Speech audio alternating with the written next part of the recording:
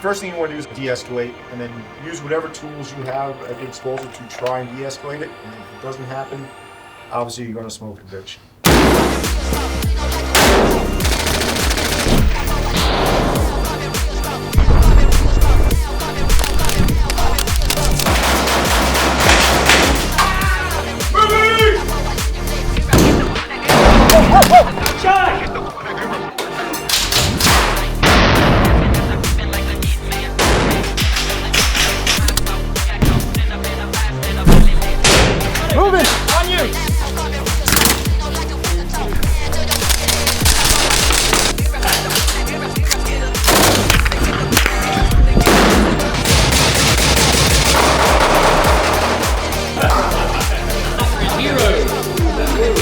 Home, we get some food, get some ice cream, soft serve.